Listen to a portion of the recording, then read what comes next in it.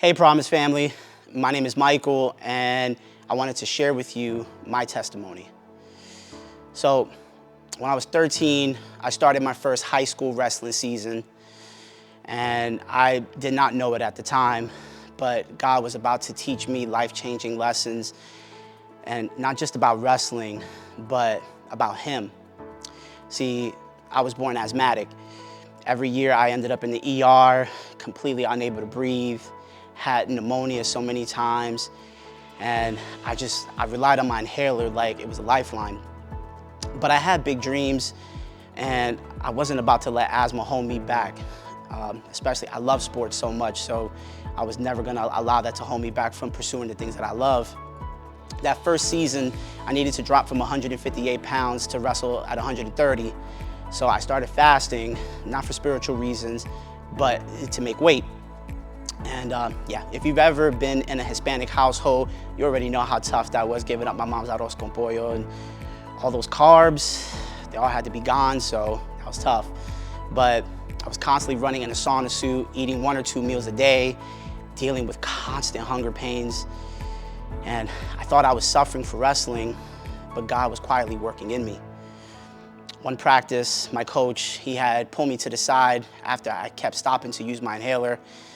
And I just remember, and he looked me dead in the eye and he said, if you want anything great to happen for you in this life, you need to get comfortable being uncomfortable. No one accomplishes anything without learning to push past the pain. And that stuck with me for the rest of my life. Fast forward into the next match, I was down 2 points. It was getting into the last round, so things were getting close. I just remember my chest just feeling so tight.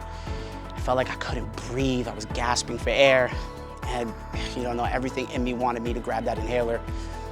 But then I just remember growing up in church to stop and to listen to God.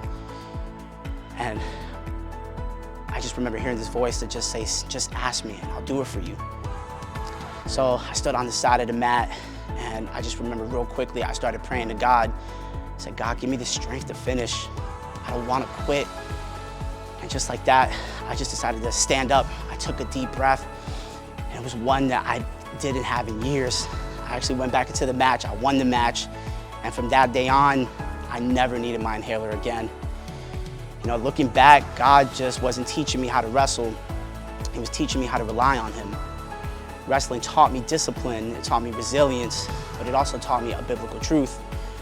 Fasting isn't about suffering, it's about surrender.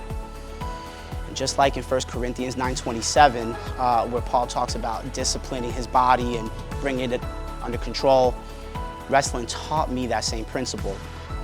If I wanted to grow spiritually, I had to let go of my cravings for comfort and lean more into Him. Fast forward 5 years ago, I went through what felt like a 5-year winter season. No fruit, no breakthrough, just fasting daily, 16 to 18 hours every day, feeling discomfort, but I was seeking God diligently.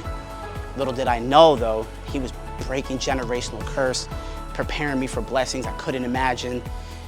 One day, I remember God broke every chain that was holding me back. The funny thing was, He did it so fast, He did it so swiftly, it was amazing. Before me and my wife got together, we were both surrendering our lives to God, but unknowingly praying for each other. When He brought us together, I saw how He had been working behind the scenes all along, and it's funny because what felt like wrestling matches back then, it turned out to be training for my faith. And I just remember in Psalm 46:10, it says, be still, know that I'm God. Sometimes we need to stop striving and let God do the work. Through fasting, wrestling, and surrender, I've learned that every uncomfortable moment is an opportunity for God to grow you, to bless you, to prepare you for the victory that He has planned already for you. So stay encouraged. Don't give up, and let's get it. You can do it, church family. I believe you.